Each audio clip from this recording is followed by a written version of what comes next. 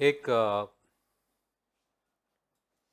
एक स्त्री थी जिसके 4 बेटे। सब उनकी परवरिश अच्छी थी और उन्होंने उनमें से कई लोग कुछ लोग लॉयर बने, कुछ लोग डॉक्टर्स बने और अच्छा खासा उन्होंने कमा लिया। और ऐसे ही मदर्स डे था तो 4 भाई एक जगह इकट्ठा हुए और बोल रहे थे कि माँ के लिए तूने क्या लिया, तूने क्या लिया। तो पहला बेटा ने बोला कि माँ के लिए मैंने एक आलीशान बंगला खरीदा है, बहुत अच्छा है, उसमें स्विमिंग पूल है, उसमें गार्डन है, उसमें ये है वो है। मैंने इतने सारे करोड़ों रुपए देकर खरीदा है। अच्छा, तो दूसरा लड़का कहता है कि अरे वाह तूने अच्छा किया। तो दूसरे पूछते हैं तूने क्या किया। मैंने माँ के लिए इतनी महंगी गाड़ी खरीदी है करोड़ों रुपया देकर, और वो उसमें ये फीचर्स है वो फीचर्स है, ऐसा बटन दबाओ तो चाय आएगा, ऐसा बटन दबाओ तो ये आएगा, वो सब बता रहा था। तो अच्छा है। तीसरा बंदा ने कहा कि मैंने माँ के लिए फलाना फलाना खरीदा हूँ। मगर जो चौथा बेटा है उसने कहा कि आप लोगों ने सबने अच्छा किया, मगर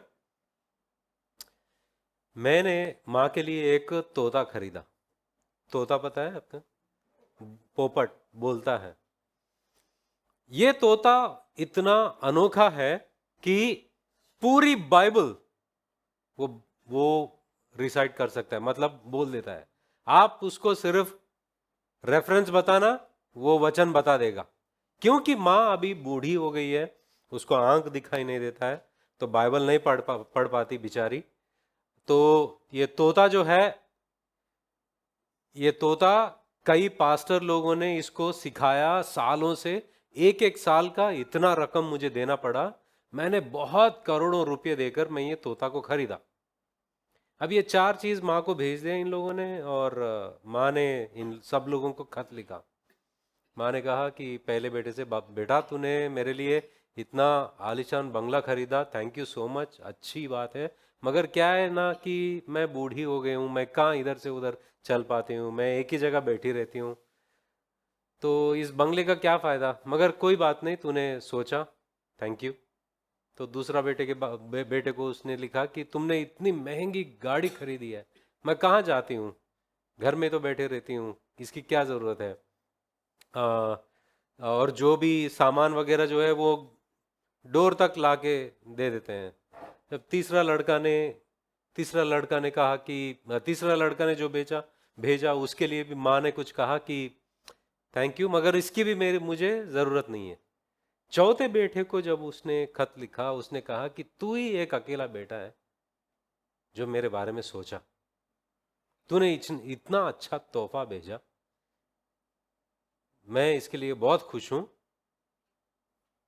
और मुर्गी बहुत टेस्ट था, मुर्गी बहुत टेस्टी था वो।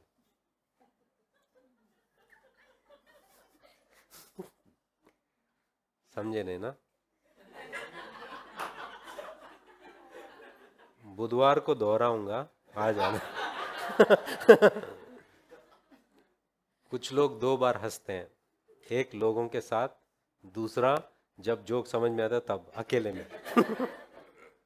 ये तोता जो महंगा तोता है ना, जो बेटे ने, जो बाइबल सब बोल सकता है, माँ सोचा ये काट के खाने वाली चीज है, काट के उसने तंदूरी बनाया, खाया, अच्छा है बोला। अभी भी किसी को समझ नहीं आया।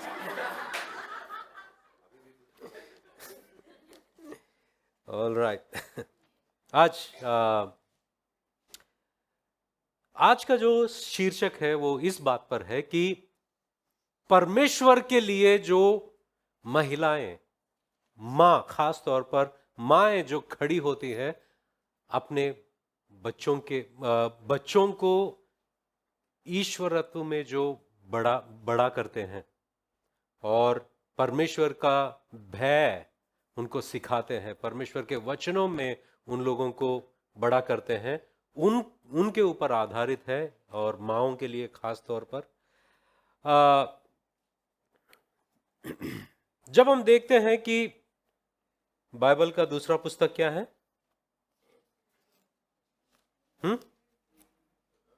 पक्का? निर्गमन ही है ना? मैं एक चीज आपको प्रोत्साहन करूंगा कि ये जो बाइबल है, मतलब ये नहीं, मतलब बाइबल जो है वो आप हाथ में लेके आइए। जब वचन सिखाया जाता है, आपकी उंगली वहां पर रखिए और पढ़िए, और एक बुक उसके साथ में लाइए और उसमें लिखिए क्या वचन और उस वचन के बारे में क्या कहा गया। इससे क्या होता है कि आप जब घर जाओगे, देखोगे, उन वचनों को पढ़ोगे तो और गहराई से समझ पाओगे। राइट? कितने लोग करेंगे? तो मैं देख रहा हूं करके हाथ उठाया ना। हाँ, तो ये उस शीर्षक में जब हम निर्गमन के किताब में देखते हैं, निर्गमन का किताब उस बात से उत्पत्ति का किताब जो लास्ट अध्याय है, 50वां अध्याय जो है, वो यूसुफ के मरने तक का क्या हो रहा था उन सारे बातों के बारे में लिखा जाता है। जैसे कि परमेश्वर ने अब्राहम को चुना, अब्राहम से कहा कि मैं जो वादा किया है उस जमीन की ओर दिखाता हूं, तू चल वहां से। अब्राहम को अपने घर से निकलने के लिए कहा, वो विश्वास से निकल गया। अब्राहम के जरिए अब्राहम के बच्चे इसहाक, फिर इसहाक से याकूब, याकूब के 12 गोत्र बेटों में से जो गोत्र निकले हैं। अब ऐसा हुआ कि जब यूसुफ मिस्र में गया और वहां अकाल से सारी दुनिया को बचाने के लिए उसने जो तरकीब दिया था, उससे सारे लोग बच गए उस वक्त। जो 7 साल का अकाल, कितने साल? 7 की 5? 7 की 5। इस अकाल से उन्होंने बचाया और इस वजह से सारे इस्राएली लोग, याकूब के जो पुत्र है, वो मिस्र में आ गए। और मिस्र में आने के बाद में वो फैल गए, मिस्र में फैल गए। मिस्र में अब कितने साल वहां पर थे पता है ये लोग? कितने साल मिस्र में इस्राएली लोग कितने साल थे?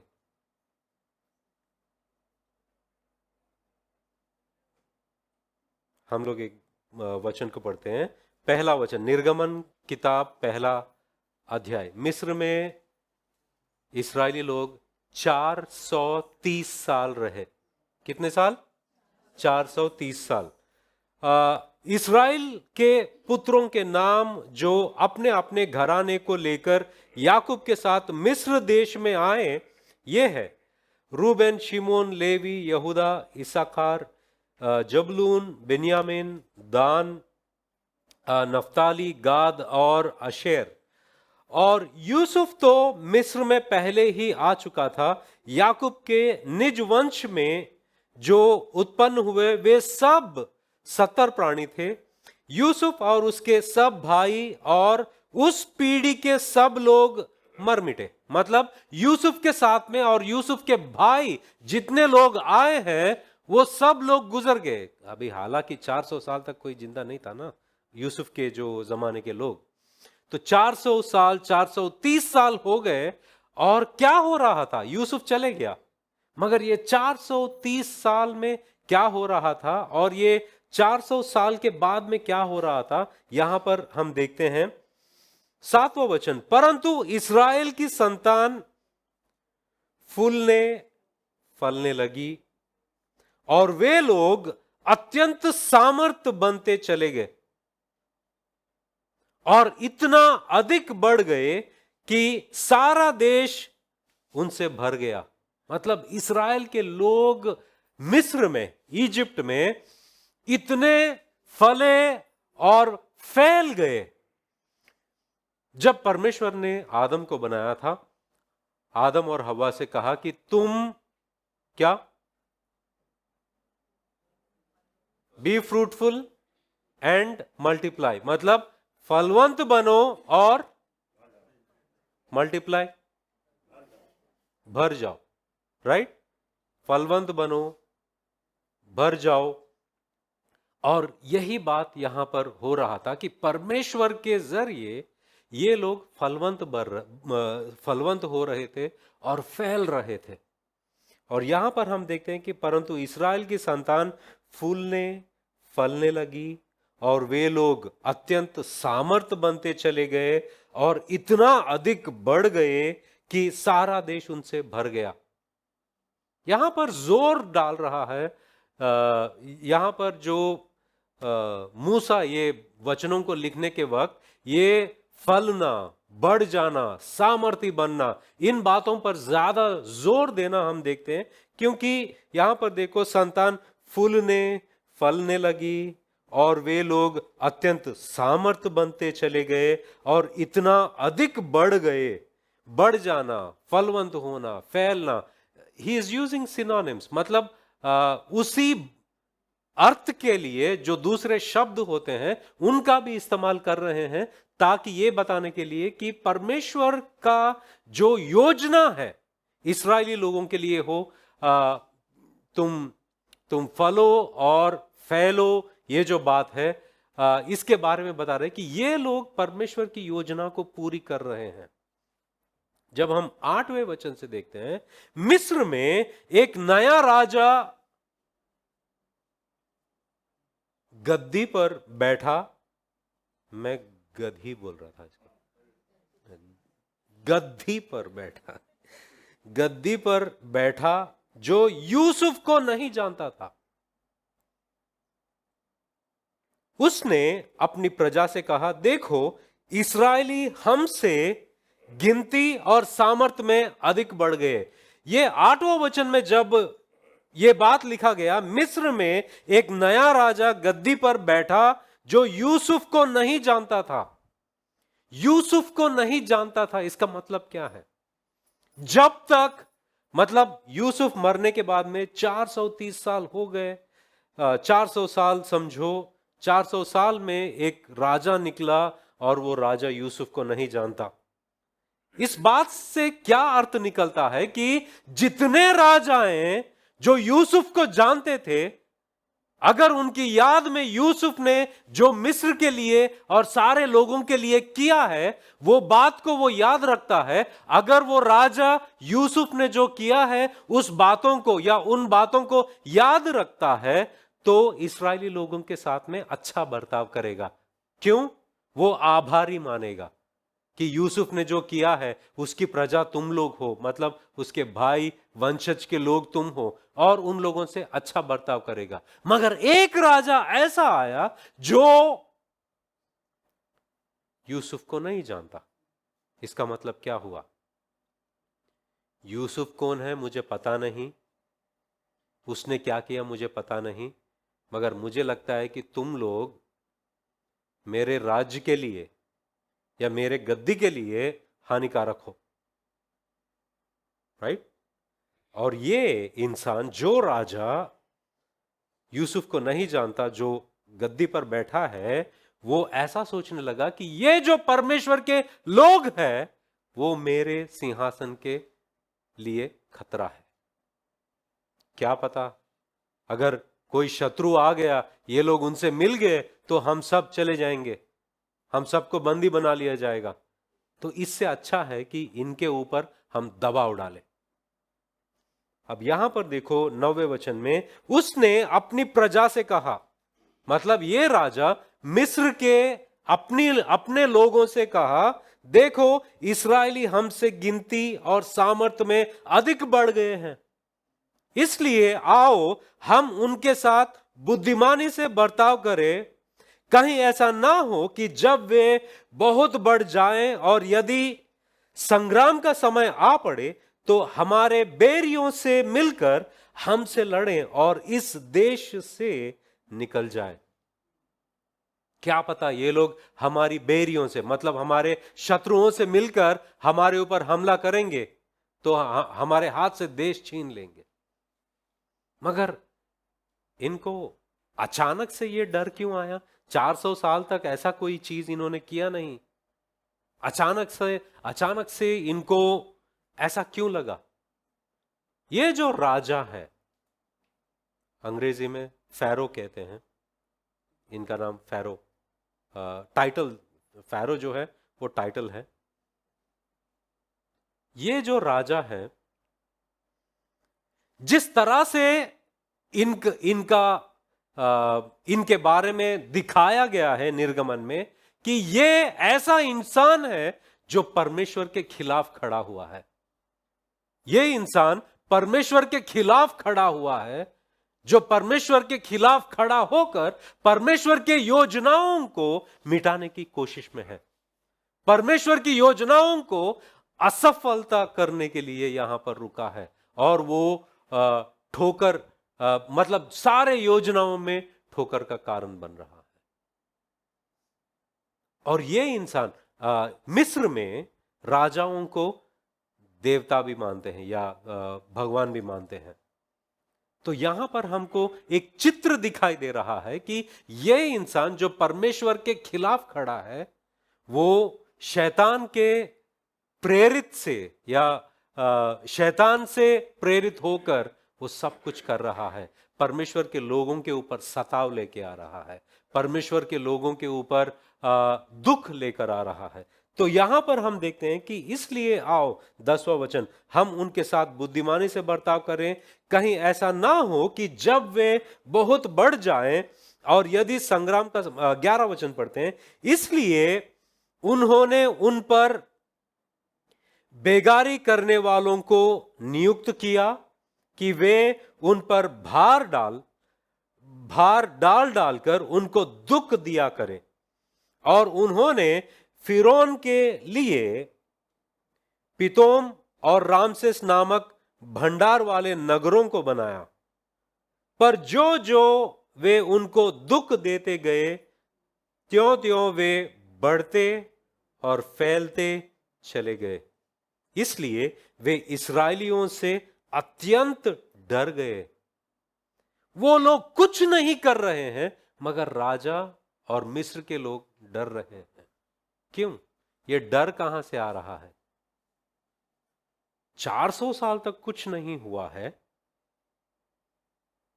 अब राजा को डर महसूस हो रहा है, और मिस्र के सारे लोगों को डर महसूस हो रहा है। क्यों? क्योंकि ये डर जो है, ये शैतान से प्रेरित है ये लोग, क्योंकि परमेश्वर कुछ करने वाला है, परमेश्वर कुछ करने वाला है।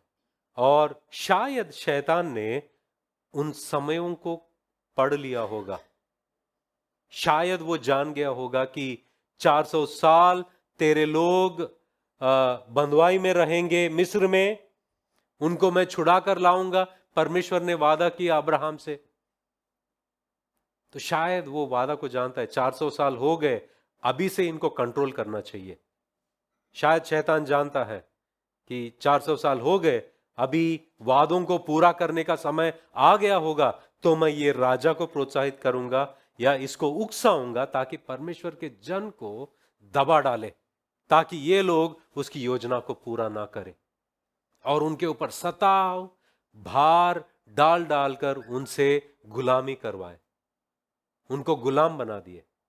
एक वक्त ये लोग, इस्राएल के लोग, वहां के नागरिक थे, अब वही जगह पर वो लोग गुलाम बन गए। 12 वचन 13,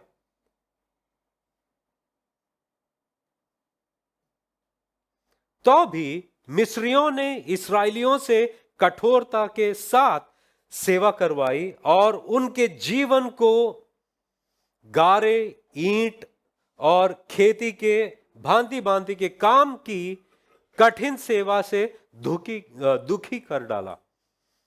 जिस किसी काम में वे उनसे सेवा करवाते थे, उनमें वे कठोरता का व्यवहार करते थे। अब ये कॉन्टेक्स्ट, ये परिस्थिति को मैं समझा रहा हूं।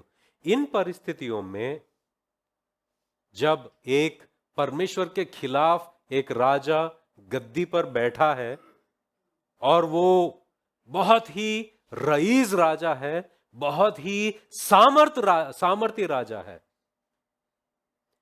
इसके खिलाफ कौन खड़े हैं? ये राजा के खिलाफ कौन खड़े हैं? कौन खड़े हैं पता है? कुछ गिने चुने स्त्रियां, कुछ 1 2 3 स्त्रियां, इतने महान राजा, इतने सामर्थी, बलवंत और अमीर, सब कुछ है उसके पास, उसके खिलाफ ये लोग खड़े।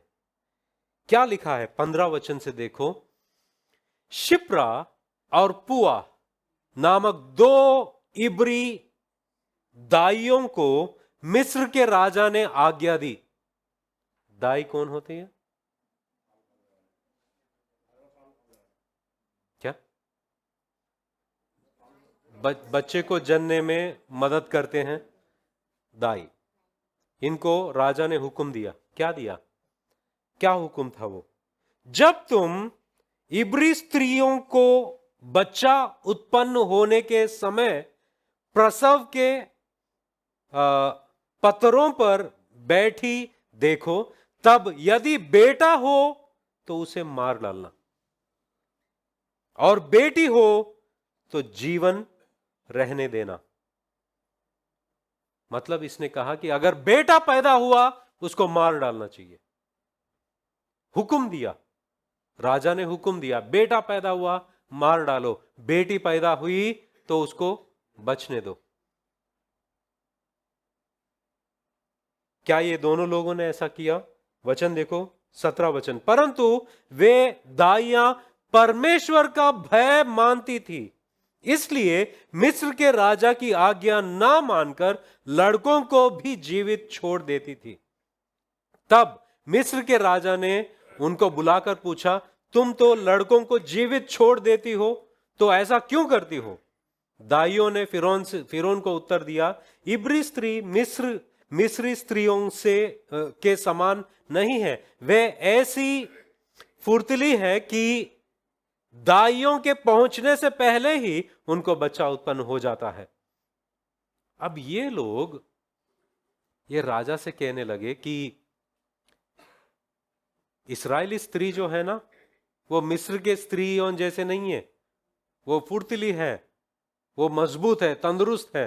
हम दाई वहां पर पहुंचने से पहले ही वो जन्म देती है। हां, भले ही ये लोग ये राजा को झूठ बोला, क्योंकि ये जो 2 दाई है ये परमेश्वर से डर रहे हैं और ये जानते हैं कि ये सब परमेश्वर के जन है, क्योंकि ये खुद इब्रानी के लोग हैं।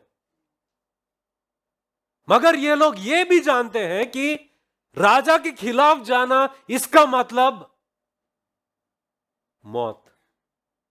राजा के खिलाफ जाना इसका मतलब यह है कि हमारा मौत तय है। मगर मौत से हम नहीं डरेंगे, हम परमेश्वर से डरेंगे। इस्राएल के मतलब परमेश्वर के बेटों और राजा के बीच कौन खड़ा है? परमेश्वर ने। ये दाइयां खड़े हैं। ये जो दुष्ट राजा जो है और परमेश्वर के बेटे जो है, मतलब संतान, परमेश्वर के बच्चे जो है, उनके बीच माएं खड़ी हैं। हालेलुया। ये लोग उसका सामना कर रहे हैं, उसके खिलाफ खड़े हैं। ये राजा का नाम देखते हो क्या? राजा का नाम दिया है यहां पर कहीं पर भी? क्या हमने राजा का नाम कहीं देखा है इधर? वो टाइटल है, जैसे हम राजा कहते हैं, वो फिरौन वो शीर्षक, मगर नाम नहीं, वो नाम नहीं। निर्गमन की किताब में वो राजा का नाम नहीं देखोगे आप। मतलब मोबाइल दूसरी बार बजा, वो मेरा ही है। वो मैं ले लूंगा तुम्हारे साथ, तुम्हारे पास से, राइट? किनके किनके पास मोबाइल है? अगर मैं खींच लूंगा गिफ्ट मेरा, साइलेंट मोड में रखो। हाँ, तो क्यों ये जो निर्गमन के किताब में वो राजा का नाम क्या है पता नहीं। इतना महान राजा, जो उसके इतना धनी है, इतना सामर्थ्य है, उसके पास सब कुछ है। निर्गमन की किताब लिखने वाला जो मूसा है, उसको लगा इसका नाम जिक्र करने लायक नहीं है ये। मगर ये जो दो दाइयां हैं, उनका नाम पता है आपको? क्या? हाँ, ऐसे से कर रहा हूं मैं तो, भाभी बताया, दो नाम बताया। क्या नाम है? शिप्रा और पुआ। शिप्रा और पुआ, दो दाइयों का नाम किताब में लिखा है। मतलब इससे यह बात पता चलता है कि जो कोई, वो कितना धनवान हो, कितना अमीर हो, कितना सामर्थ्य हो, अगर वो परमेश्वर के खिलाफ खड़ा है, वो धूल में मिलेगा, उसको कभी याद किया नहीं जाएगा। मगर जो लोग, वो कोई भी हो, दाई हो या कोई भी हो, अगर वो परमेश्वर के लिए खड़े होते हैं, उनका नाम किताबों में लिखा जाएगा और उनकी स्मरण की जाएगी, उनको याद किया जाएगा, क्योंकि ये लोग परमेश्वर के लिए खड़े हैं। दो चीजें हम देखते हैं परमेश्वर ने इनके जिंदगी में किया है। एक, परमेश्वर ने इनको रिकॉग्नाइज किया, मतलब इनको पहचाना।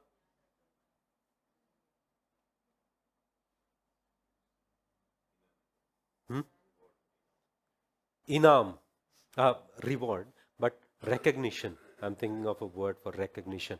परमेश्वर ने इनको पहचान, यस, बट रिकग्निशन मतलब परमेश्वर ने इनका आदर किया। परमेश्वर ने इनका आदर किया और इनके नाम किताब में लिखा गया। इनका नाम किताब में लिखा गया। वो एक पहचान, यस, पहचान। परमेश्वर ने उनको पहचान दी। आपका पहचान मतलब क्या? आपका नाम क्या है? परमेश्वर ने उनकी पहचान करवाई कि ये लोग हैं जो ये राजा के खिलाफ और इन बच्चों के बीच खड़े होकर उनको बचाया। माएं कौन होती हैं पता है? माएं ऐसी होती हैं जो इस दुनिया के फारो जो होता है, शैतान जो होता है, दुनिया जो होता है, और दुनिया में सारी गलत चीजें होती है, शैतानी कामें होती है, उनके और अपने बच्चों के बीच खड़े होते हैं और वहां पर अपने बच्चों को बचाए रखते हैं और अपने बच्चों को बाइबल के सिद्धांतों पर बड़ा करते हैं, उन तक पहुंचने नहीं देते। और ये एक सुरक्षा बनकर वहां खड़े होते हैं और ये परमेश्वर के जन है, परमेश्वर के स्त्रियां हैं, वहां पर खड़े होते हैं। ये दुनिया के फरो जो है, फिरौन जो है, इस दुनिया के जो हाकिम जो है, इस दुनिया के जो सारे गलत चीजें हैं उनके और अपने बच्चों के बीच खड़े होने वाले माएं हैं। और यहां पर परमेश्वर इनके जिंदगी में कुछ करते हैं।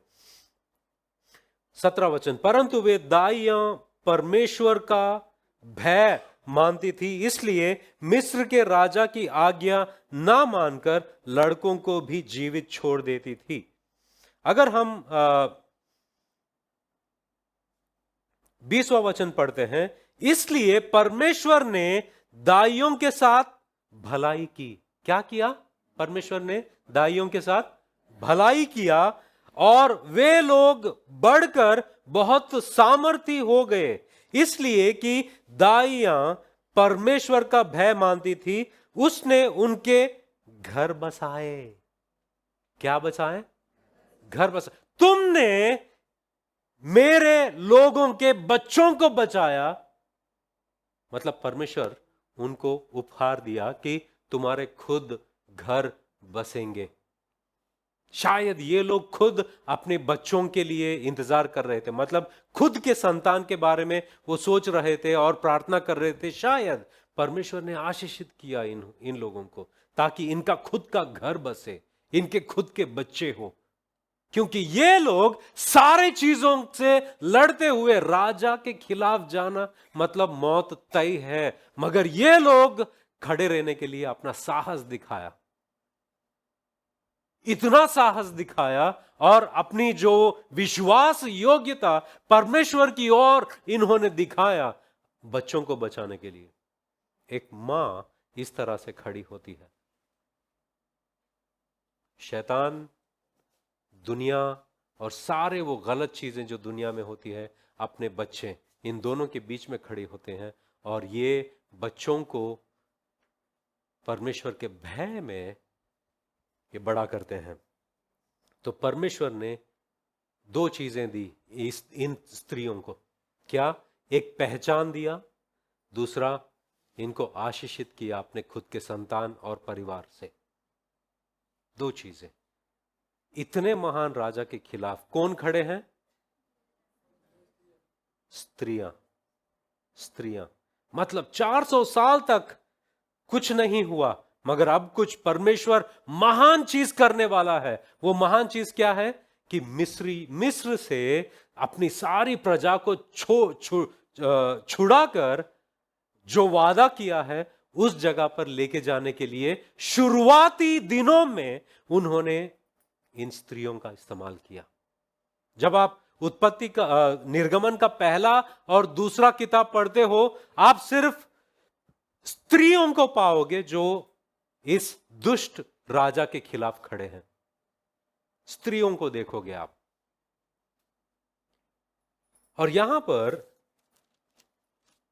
दूसरे अध्याय में हम दूसरे एक स्त्री को देखते हैं। उनका नाम क्या है पता है? हिंदी में व्हाट इज सेम नेम? जोकबेद। जोकबेद कौन है पता है? जोकबेद। मैं चॉकलेट दूंगा जो ये बोलेगा कौन है।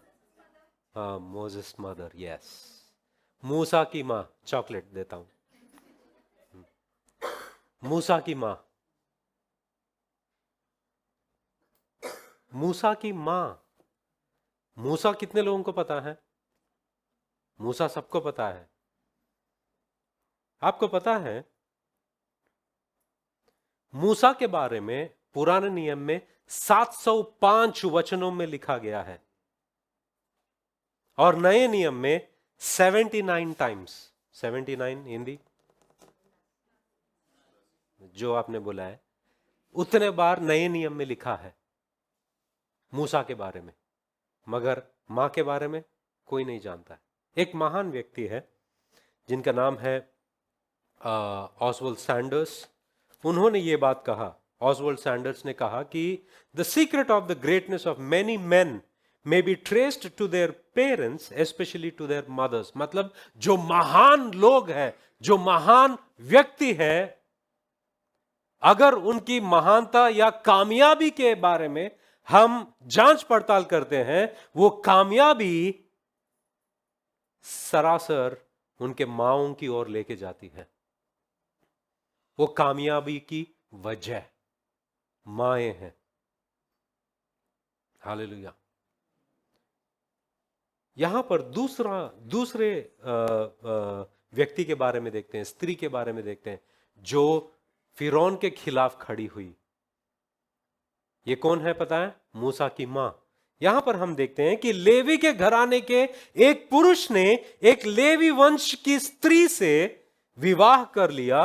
वह स्त्री गर्भवती हुई और उसके एक पुत्र उत्पन्न हुआ, और यह देखकर कि यह बालक सुंदर है, यह बालक सुंदर है, उसे 3 महीने तक छिपा रखा।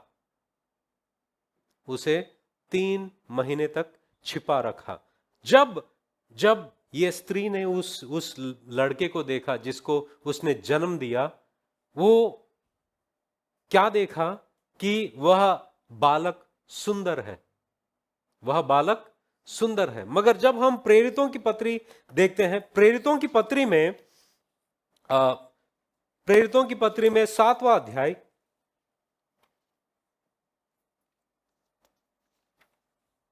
बीसवां वचन। एक उंगली यहां पर निर्गमन में रखिए और एक प्रेरितों की पत्री 7वां अध्याय और 20वां वचन। जब हम देखते हैं कि उस समय मूसा उत्पन्न हुआ, वह परमेश्वर की दृष्टि में बहुत ही क्या सुंदर था। परमेश्वर की दृष्टि में मूसा बहुत सुंदर था। जब हम निर्गमन में देखते हैं, मां ने देखा यह सुंदर बालक है, मतलब मां मूसा को परमेश्वर के नजरिए से देख रही थी। परमेश्वर के नजरिए से यह बालक सुंदर है और परमेश्वर की योजना इसके लिए कुछ तो है, मैं नहीं जानती, मगर कुछ तो है परमेश्वर इससे हासिल करना चाहता है। मूसा से पहले 2 और बच्चे थे जोकबेद के, मिरियम जो बहन है, उसके बाद में हारून जो भाई है, जो 3 साल मूसा से बड़ा है। मूसा से कितना बड़ा? 3 साल बड़ा। अब जो बात है मूसा की, सबसे छोटा है वो। यहां पर हम देखते हैं कि वो सुंदर है। माएं बच्चों को परमेश्वर के नजर में ये लोग कौन है, इस तरह से देखते हैं। ये मेरा बच्चा जो है वो आगे बढ़कर परमेश्वर की सेवा करेगा, चाहे वो कोई भी नौकरी करे, कोई भी क्षेत्र में वो रहे, वो परमेश्वर की महिमा करेगा, वो परमेश्वर की योजनाओं को पूरा करेगा। परमेश्वर के नजरिए से बच्चों को देखते हैं। मां को पता नहीं कि ये क्या प्रोफेशन लेंगे, मां को पता नहीं कि ये कौन सी नौकरी करेंगे, मां को पता नहीं इनका क्या होने वाला है, मगर मां ये देखती है कि ये कुछ भी करे मगर परमेश्वर में ये बढ़ते रहे, परमेश्वर की महिमा करते रहे, परमेश्वर की योजनाओं को पूरा करता रहे। और माएं उनके लिए प्रार्थना करती रहेंगी, माएं उनके लिए प्रार्थना करती रहेंगी। तो यहां पर लिखा है कि 3 महीने तक वो छिपा कर रखी थी। तीसरा वचन, जब वह उसे दूसरा वचन, वह स्त्री गर्भवती हुई और उसके एक पुत्र उत्पन्न हुआ, और यह देखकर कि यह बालक सुंदर है, उसे 3 महीने तक छिपा रखा। 3 महीने तक एक बच्चे को कैसे छिपा रखोगे? जब राजा ने सब लोगों को कहा कि कोई भी लड़का जो संतान होता है पैदा होते ही उसे मार दिया जाए, राजा क्या कहता है पता है? पहला अध्याय 22वें वचन में, तब फिरौन ने अपनी सारी प्रजा के लोगों को आज्ञा दी, इब्रियों के जितने बेटे उत्पन्न हो उन सबों को तुम नील नदी में डाल देना। कहां डाल देना? नील नदी में डाल देना, और सब बेटियों को जीवित रहने देना। मतलब इसने बेटियों को कितना नजरअंदाज किया। बेटियां जिंदा है तो मेरे गद्दे के लिए वो हानिकारक नहीं है, खतरा नहीं है, मगर बेटियां ही जो है वो लड़कों को बचाकर रख रहे हैं। बेटियां ही है वो मूसा को बचाए रख रहे हैं। उसको लगा बेटियां जो होते हैं वो परमेश्वर की योजना पूरा नहीं करेंगे। उसको डर महसूस नहीं हुआ, मगर उन्हीं से तो डरना चाहिए था इसको। यहां पर बेटियां, स्त्रियां, माएं परमेश्वर की योजना पूरी करने में लगे हुए हैं, बच्चों को बचाने में, बच्चों को बचाने में। यहां पर ये जो मां 3 महीने तक इसे बचाए रखी, मूसा को बचाया रखा है उसने 3 महीने तक। जब राजा ने आदेश दिया जो भी लड़का उत्पन्न होगा उसे नील नदी में फेंको, जब राजा का आदेश मान के उसके सैनिक क्या करते रहेंगे? जितने सारे इब्रानियों के घर है उसमें पेट्रोलिंग करते रहेंगे, नहीं रात को चल के सुनते रहेंगे कहीं कोई बच्चा रो तो नहीं रहा है। 3 महीने तक बच्चे को ना रोने देना कैसा लगता है? मतलब ये जो माँ है 24/7, मतलब 24 घंटे ये देखना है कि मेरा बच्चा नहीं रोना चाहिए। भूख के कारण हो या किसी के कारण हो, उसको कोई तकलीफ नहीं होना चाहिए, क्योंकि अगर वो रोएगा तो लोग पहचानेंगे। अगर लोग पहचानेंगे, उनको पता चलेगा और ये लड़का है, इसकी जान जाएगी, हमारी जान भी जाएगी। राइट? एक दफा मेरे गांव में रात का वक्त था, इलेक्ट्रिसिटी गया गांव में, और मेरा लड़का गर्मी के वजह से रोने लगा। उसको मैं मेरे पैर पे, छोटा था, पैर पे लेकर दरवाजे के जो वहां पर क्या बोलते हैं उसको, चौखट पर बैठा और उसको हाथ से हवा दे रहा था मैं, ताकि वो सोए और रोए नहीं। और ऐसे करते करते सुबह हो गई, मेरे सामने सूरज निकलने लगा। मतलब रात से मैं वैसे ही बैठा रहा सुबह तक, ताकि वो सोए। अब ये मां जो है, ये 3 महीने तक करती रही, ताकि ये रोए नहीं, ताकि ये रोए नहीं। मतलब जिसके, ये जो मां है, परमेश्वर की योजना पूरी करने के लिए उसके अंदर जो सहन चाहिए थी, परमेश्वर दिया। उसके अंदर जो कुछ भी चाहिए था, ये परमेश्वर के लिए खड़े रहे, और परमेश्वर की योजना पूरी करने के लिए सब कुछ ये लोग दांव पे रख दिया। उनका जो ताकत, उनकी सहन, सब कुछ दांव पे रख दिया। सब कुछ जितना तक वो कर सकते हैं वो कर रहे हैं, ताकि ये परमेश्वर की योजना पूरी हो।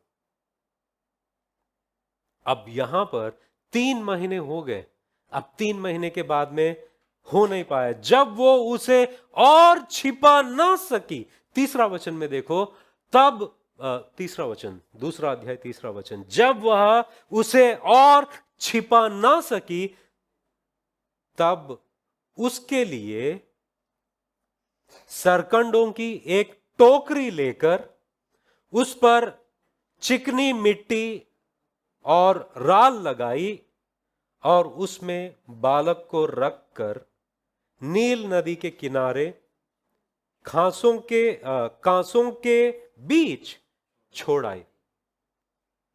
यहां पर जो एक शब्द है टोकरी, क्या? टोकरी। टोकरी के लिए इब्रानी भाषा में जो शब्द इस्तेमाल किया गया है, तीबा, TEBA, तीबा बोलो या तेबा बोलो, बट इब्रानी भाषा में वो शब्द का इस्तेमाल किया गया है। निर्गमन में वो 2 बार इस्तेमाल किया गया है, और वो 2 बार इस टोकरी को लेकर ये शब्द का इस्तेमाल किया गया है। बाकी 23 बार पुराने नियम में 23 बार, और ये 23 बार उत्पत्ति के किताब में इसका जिक्र हुआ था, तेबा। किसके बारे में बताया गया पता है? नूह का जो नाव है, नूह का नाव, जिसमें सारे जंतुओं को और अपने परिवार को परमेश्वर ने उसके जरिए बचाया, याद है? उसके लिए इस्तेमाल किया गया 23 बार नूह के नाव, तेबा, आर्क। मतलब ये जो स्त्री, जो मूसा की मां थी, उसने एक टोकरी को बनाया, वो घास का इस्तेमाल करते हुए टोकरी को बनाया, और मिट्टी जो है उसको अंदर से और बाहर से उसने लगा दिया। और ये जो मिट्टी है ये गम की तरह होता है, और इसने जो बनाकर उसमें अपने बच्चे को डाला और पानी में छोड़ दिया। इसका मतलब क्या हुआ? जो परमेश्वर नूह को बचाया, जो परमेश्वर नूह के परिवार को बचाया, जो परमेश्वर उस सारे प्राणियों को उस नाव में बचाया, यह नाव वही है यही नाव में से मेरे बच्चे को भी वो बचाएगा। जब मैं ये पढ़ रहा हूं, मुझे ऐसा लगा कि मैं पौलुस की एक बात को याद किया। दूसरा कुरिन्थियों की पत्री पहला अध्याय,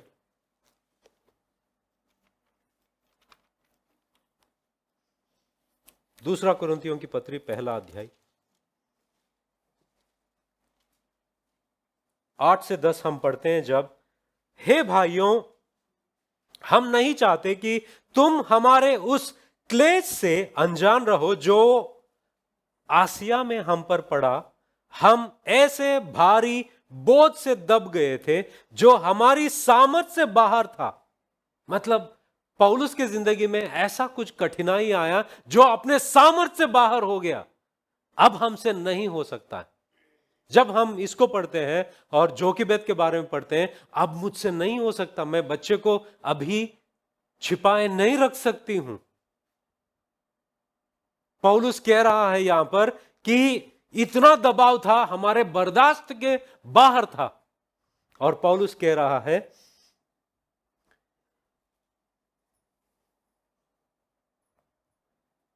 यहां तक कि हम जीवन से भी हाथ धो बैठे थे। मतलब हमको उम्मीद भी नहीं था कि हम जिंदा रहेंगे। 9वां वचन, वरन हमने अपने मन में समझ लिया था कि हम पर मृत्यु की आज्ञा हो चुकी है, ताकि हम अपना भरोसा ना रखें वरन परमेश्वर का जो मरे हुओं को जिलाता है। हम अपना भरोसा ना करें मगर उस परमेश्वर पर जो मरे हुओं को जिंदा कर सकता है। मतलब मैं अपने ऊपर भरोसा नहीं कर सकता मेरी खुद की जिंदगी के लिए।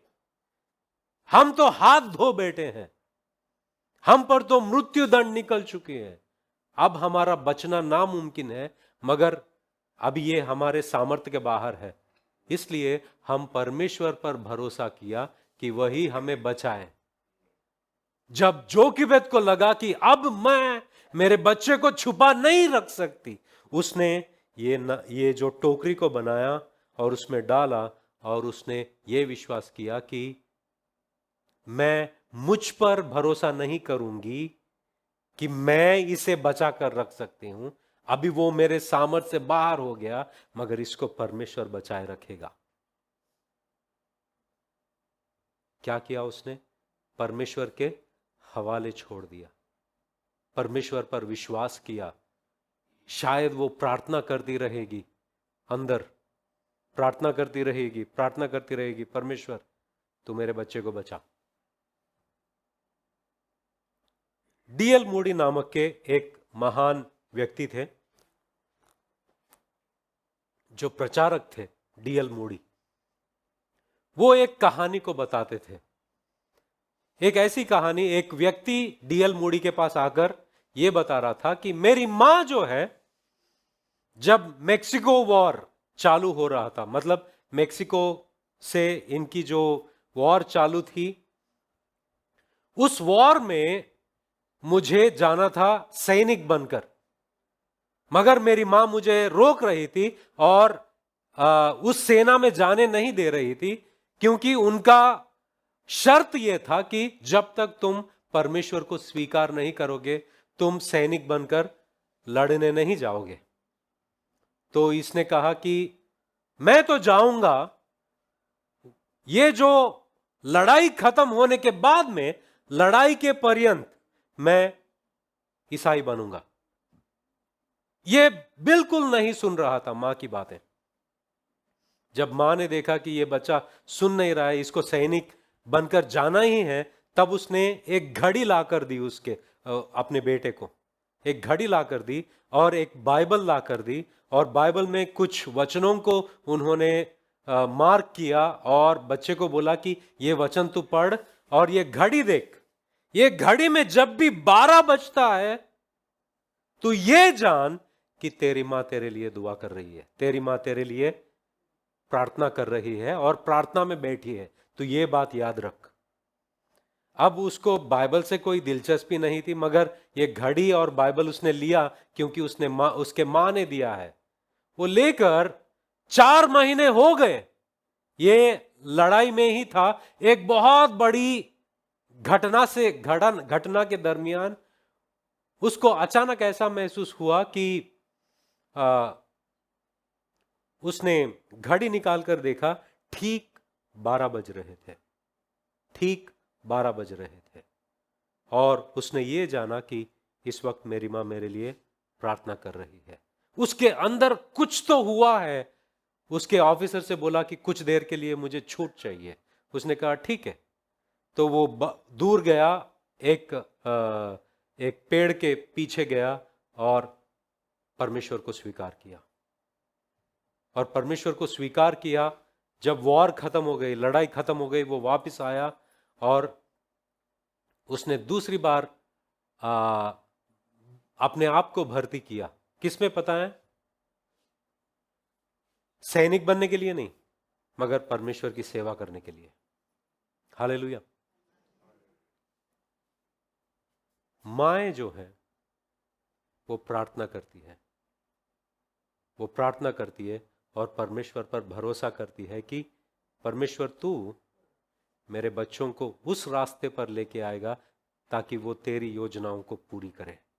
और वो प्रार्थना करते ही रहेंगी। मेरे माँ बाप के बारे में मैं बताऊंगा कि उनका फिक्स टाइमिंग होता है 8 बजे, शाम के 8 बजे खाना खाने से पहले वो 2 या 3 गाने गाते हैं। मतलब अम्मी अब्बा मेरे दोनों बैठते हैं, कोई म्यूजिक नहीं होता है, सिर्फ गाना गाते हैं। 2 या 3 गाना गाने के बाद में उनके बेटों के लिए और उनकी सेवकाई के लिए प्रार्थना करते हैं, उनके परिवारों के लिए प्रार्थना करते हैं, फिर तब जाकर वो खाना खाते हैं, फिर सो जाते हैं। फिक्स्ड। मुझे पता है 8 बजे वो क्या करेंगे। कितने लोग कंसिस्टेंटली प्रार्थना करते हैं अपने बच्चों के लिए? मुझे दिखाओ मत, मैं तुम्हारा हाथ नहीं देखना चाहता हूं, मगर तुम्हारी जिंदगी में ये एक आत्मिक स्त्री के आदतें हैं, आत्मिक स्त्री के आदतें हैं। और ये जो लोग हैं, ये लोग दुनिया के और शैतान के और दुनिया के लालसाओं के और अपने बच्चों के बीच खड़े खड़े होते हैं। ये अपने बच्चों को परमेश्वर के नजरिए से देखते हैं। ये अपने बच्चों के लिए प्रार्थना करते हैं। ये अपने बच्चों को बाइबल के चीजों को सिखाते हैं, बाइबल के सिद्धांतों को सिखाते हैं, बाइबल के आधारित पर उनका परवरिश करते हैं। ये वो माएं हैं। और यहां पर हम देखते हैं मूसा की मां, जब उसको लगा कि ये मेरे हाथ से बाहर है, अब मैं इसको बचा नहीं रख सकती, तो उसने परमेश्वर के हवाले किया। उसके लिए एक टोकरी बनाया और वहां पर पानी में छोड़ दिया। और इसे पता नहीं कि क्या होने वाला है, उसे पता नहीं उसके साथ क्या होने वाला है। उसी वक्त फिरौन की बेटी नहाने के लिए वहां पर आती है और वहां पर टोकरी को देखती है और उसे लेके आने के लिए कहती है। वो टोकरी लेके आने के बाद में उससे पहले कुछ और होता है। तीसरी लड़की है। पहला कौन?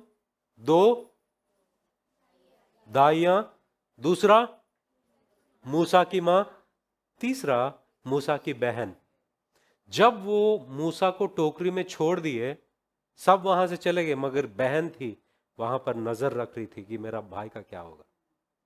मिरियम वो नजर रख रही थी और वो देख रही थी क्या होगा, इसके साथ क्या होगा। ना मूसा की मां को पता है, ना बहन को पता है क्या होगा। मगर जब हम परमेश्वर पर विश्वास करते हैं और प्रार्थना में रखते हैं और प्रार्थना करते हैं, परमेश्वर अजीब द्वार खोलता है। जैसी वो मां अपने बेटे के लिए जो जो लड़ाई करने के लिए गया, उसके लिए प्रार्थना कर रही थी, अचानक से उसके दिल में आया, प्रार्थना किया और वो अपनी जिंदगी परमेश्वर को दी। परमेश्वर उनके जिंदगी में बदलाहट लाएगा। और हम यहां पर देखते हैं कि फिरौन की बेटी उसको देखा और बच्चा रो रहा था। उसी वक्त मिरियम ने कहा कि क्या मैं किसी स्त्री को लेके आऊं क्या? हम वचन पढ़ते हैं। दूसरा अध्याय,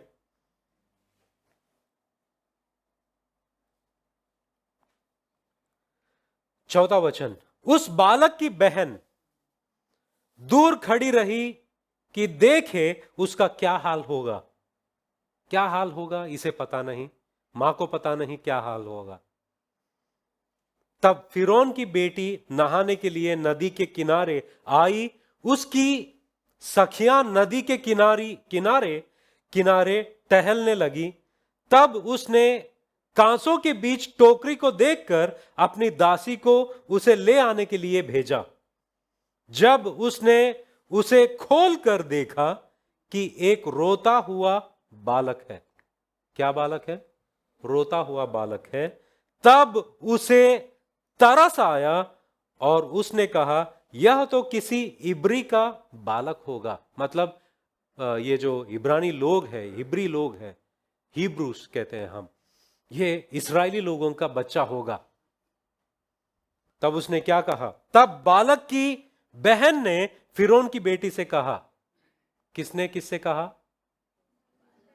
बालक की बहन ने फिरौन की बेटी से कहा, क्या मैं जाकर इब्री स्त्रियों में से किसी दाई को तेरे पास बुला ले आऊं जो तेरे लिए बालक को दूध पिलाया करे।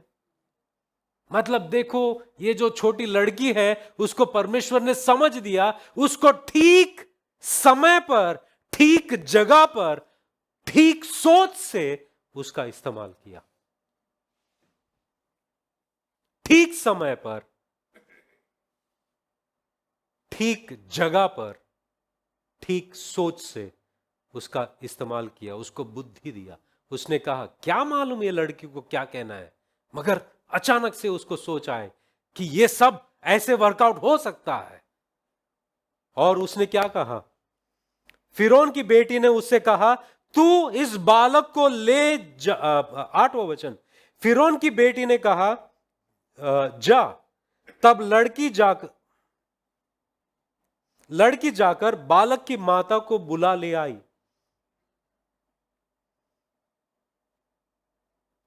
9वां वचन। फिरौन की बेटी ने उससे कहा, तू इस बालक को ले जाकर मेरे लिए दूध पिलाया कर और मैं तुझे मजदूरी दूंगी। मतलब शैतान के घराने से परमेश्वर की योजना पूरी करने के लिए पैसा भी मिल रहा है। यहां पर ना तो जोकेबेद को पता था, ना बहन को पता था इसके साथ क्या होने वाला है। विश्वास। परमेश्वर की स्त्रियां, परमेश्वर के लिए खड़े हुए माएं परमेश्वर पर विश्वास रखते हैं अपने बच्चों के लिए, और अपनी प्रार्थनाओं का एक नाव बना लेते हैं। प्रार्थनाओं का एक नाव बनाते हैं और विश्वास करते हैं कि परमेश्वर मेरे बच्चे को बचाएगा। और ठीक ऐसे ही हुआ। जब उन्होंने विश्वास किया, परमेश्वर ने बच्चे को उसे लौटा दिया। अब इस बार बोनस के साथ में मिला है, पैसों के साथ में। और क्या हुआ? कितने स्त्रियों का इस्तेमाल किया परमेश्वर ने? पहला, दाइयां, मां, फिरौन की बेटी। 5, 4 लोग, 4 स्त्रियां। परमेश्वर एक महान कार्य करने से पहले इन 4 स्त्रियों का इस्तेमाल कर रहा है। मिस्र से सारे इस्राएली लोगों को छुड़ाने से पहले, सब कुछ हिला देने से पहले, परमेश्वर इन 4 स्त्रियों को इस्तेमाल कर रहा है। और ये स्त्रियां किसका सामना कर रहे हैं? एक कठोर राजा के सामना। कठोर राजा जो बहुत ताकतवर है और परमेश्वर के खिलाफ है, परमेश्वर के जन के खिलाफ है, और वो वहां खड़ा है। उसका सामना ये 4 स्त्रियां कर रहे हैं। चौथी तो उसकी ही बेटी है, बट फिर भी परमेश्वर उसका इस्तेमाल कर रहा है। और एक बात हम क्या देखते हैं, 10वां वचन, 9वां वचन में देखते हैं कि फिरौन की बेटी ने उससे कहा, तू इस बालक को ले जाकर मेरे लिए दूध पिलाया कर और मैं तुझे मजदूरी दूंगी। तब वह स्त्री बालक को ले जाकर दूध पिलाने लगी। 10वां वचन, जब बालक कुछ बड़ा हुआ तब वह उसे फिरौन की बेटी के पास ले गई। बालक क्या हुआ? बड़ा हुआ। यहां पर कितना बड़ा हुआ इसके बारे में हमारे पास ज्यादा डिटेल्स नहीं है, मगर इतना तो बड़ा हुआ, मतलब मां के पास, मां बाप के पास इतना समय तो था इन बातों को सिखाने के लिए उस बच्चे को कि हम कौन है, ये इब्री लोग कौन है, परमेश्वर के जन कौन है, ये कहां से आए हैं, परमेश्वर के वादे क्या है, हम लोग यहां पर गुलाम कैसे बने, इन सारे बातों को उसे बताया गया है। मतलब उनके पास इतना तो वक्त था कि हालांकि तुम कौन हो, उसकी पहचान क्या है उसको बताया। इब्रानियों की पत्री 11 अध्याय, इब्रानियों की पत्री 11 अध्याय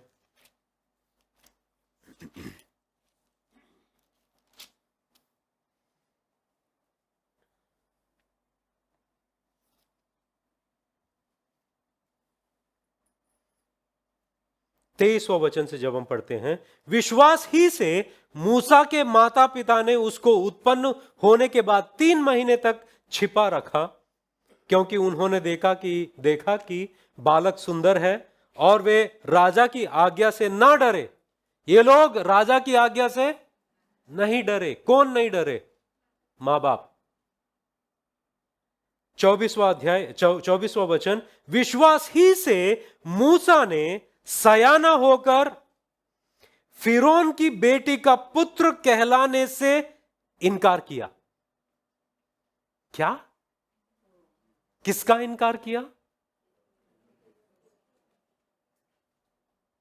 फॉर एग्जाम्पल, आज समझो आपको किसी ने कहा कि भाई तुम अंबानी के बेटे हो, ये तुम्हारी पहचान है, अंबानी ने लेकर गया तुमको और बोला तू आज से मेरा बेटा है, और वो लड़का सयाना बनकर इस बात से कबूल नहीं किया कि वो अंबानी का लड़का है। कौन मूर्ख कहेगा ये? कोई नहीं। मगर मूसा कह रहा है कि मुझे वो पहचान नहीं चाहिए, मुझे वो पहचान नहीं चाहिए, क्योंकि वो मैं नहीं हूं। मेरी पहचान इस दुनिया से नहीं है, मेरी पहचान मिस्र से नहीं है, मेरी पहचान फिरौन से नहीं है, ना तो उसकी बेटी से।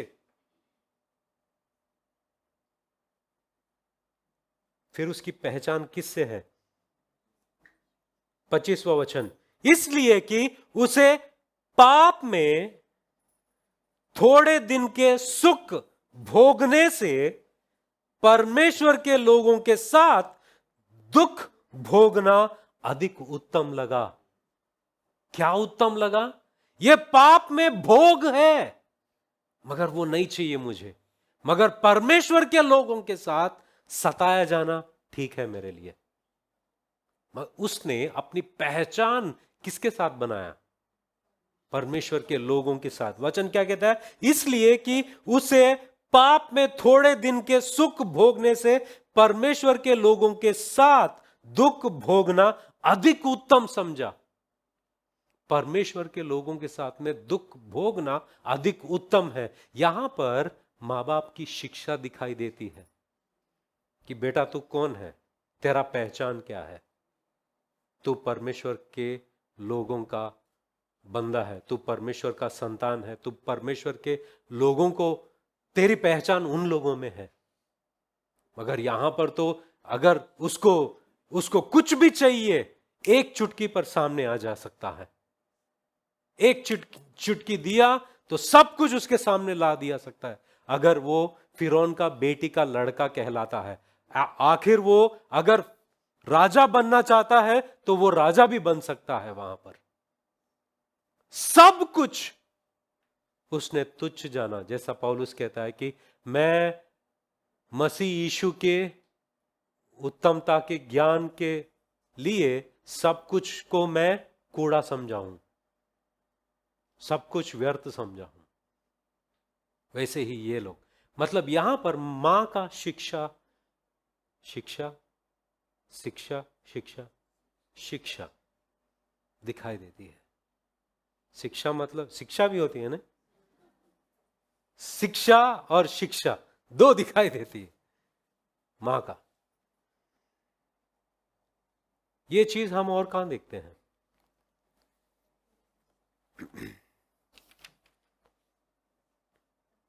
दूसरा तीमुथियुस की पत्री, दूसरा तीमुथियुस की पत्री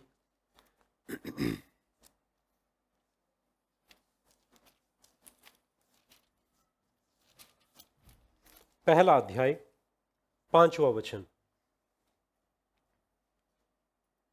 पौलुस लिखता है तिमोथी को, पौलुस तिमोथी को लिख रहा है, मुझे तेरे उस निष्कपट विश्वास की सुधि आती है। मतलब मैं याद करता हूं तेरे अंदर जो विश्वास है वो निष्कपट है, मतलब वो स्वच्छ है। तेरा विश्वास जो है वो स्वच्छ है, उसके अंदर कोई कपट नहीं है। और इसके बारे में मैं जानता हूं, जो पहले तेरे नानी लुइस और तेरी माता यूनिके में था, वो विश्वास पहले कहां था? नानी में था। फिर वो विश्वास किस में दिखाई दिया? मां में। अब वो विश्वास कहां पर है? तीमुथियुस में। मतलब देखो, तीमुथियुस को उन्होंने इस तरह से बड़ा किया कि वो विश्वास जो है, वो विश्वास जो नानी में था, वो मां में था, वही विश्वास तीमुथियुस में। जो विश्वास जोकिबेद में था, वही विश्वास मूसा में। जो विश्वास मां के अंदर होता है, वही विश्वास बच्चे के अंदर होता है। अगर मां बाइबल नहीं पढ़ती है और बच्चे को बार बार बोल रही है बाइबल पढ़ बाइबल, वो पढ़ेगा क्या? मां प्रार्थना नहीं करती है, बच्चे को बोल रही है प्रार्थना कर प्रार्थना कर, करेगा? अगर एक मां खुद एक एक एग्जाम्पल, उदाहरण बनकर वैसी जिंदगी नहीं जीती, वो चीज बच्चे में दिखाई नहीं देगा। मां, वो एक बात है ना, यथा राजा तथा प्रजा। तो जैसी मां, जैसा राजा है वैसा प्रजा होगी, वैसे ही जैसी मां है बच्चे भी वैसे होंगे। यहां पर हम देखते हैं विश्वास, जो विश्वास हम जोकिबेद में देखते हैं, वही विश्वास मूसा में देखते हैं। और इब्रानियों की पत्री में कहता है कि जैसे मां बाप ने फिरौन से डरा नहीं, मूसा ने भी नहीं डरा, और अपनी पहचान परमेश्वर के लोगों के साथ में बनाया रखा। आखिर में तीमुथियुस के बारे में और एक बात देखते हैं कि उसको इस तरह से उन्होंने बड़ा किया कि उसके बारे में लोग भी अच्छा बोलने लगे। प्रेरितों की पत्री 16 अध्याय, प्रेरितों की पत्री 16 अध्याय पहला और दूसरा वचन। फिर वह दिर्बे और लुस्त्रा में भी गया, मतलब पौलुस दिर्बे और लुस्त्रा गया। वहां तीमुथियुस नाम का एक चेला था जो किसी विश्वासी यहूदिनी का पुत्र था, परंतु उसका पिता यूनानी था। मां कौन थी? यहूदी, पिता यूनानी। यूनानी के लोग अलग अलग फिलॉसफी में विश्वास रखते हैं, मगर मां ने यह देखा कि वो परमेश्वर का वचन जानेगा, परमेश्वर ईश्वरत्व में वो बड़ा होगा, और उसको बड़ा होने के लिए उसने वही विश्वास का प्रचार किया उसे। वही वचनों को सिखाया उसे।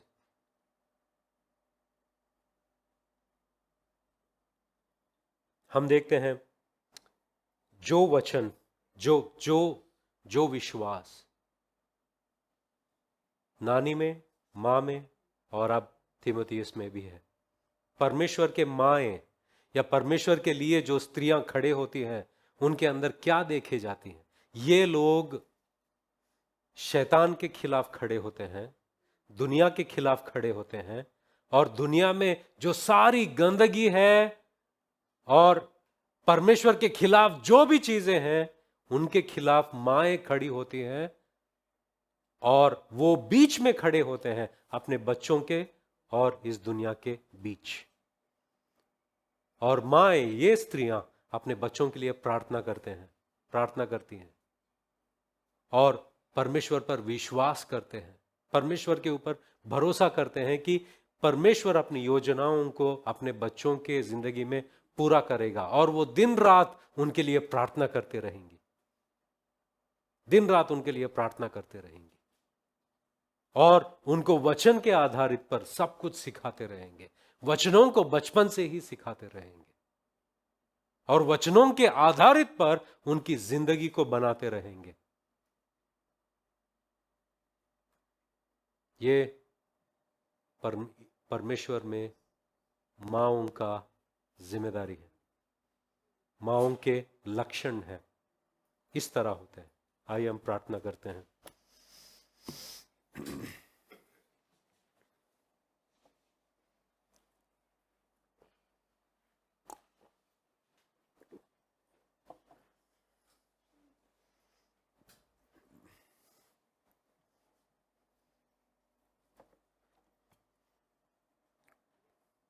कुछ देर के लिए आप प्रार्थना करो कि परमेश्वर, ये लक्षण मुझ में मैं देखना चाहती हूं। और पिताएं भी प्रार्थना कर सकते हैं कि हम बच्चों को इसी विश्वास में उनकी परवरिश हम करें। प्रार्थना कीजिए आपके लिए, आपके घर वालों के लिए, सबके लिए, आपके बच्चों के लिए प्रार्थना कीजिए।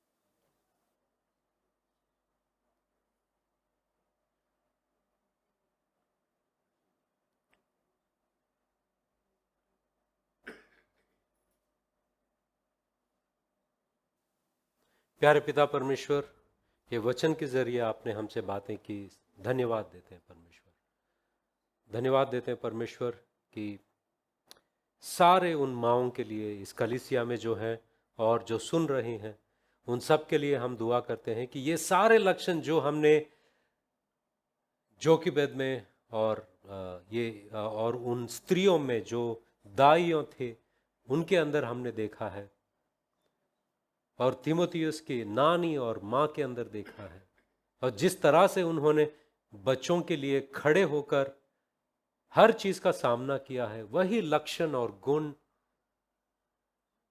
सारे माँओं में होने दे परमेश्वर, ताकि वो बच्चों को उसी विश्वास में उनकी परवरिश करती रहे। धन्यवाद करते हैं, उनको बुद्धि और ज्ञान देना और भय रखना उनके अंदर। यीशु मसीह के नाम से हम प्रार्थना करते हैं, आमीन।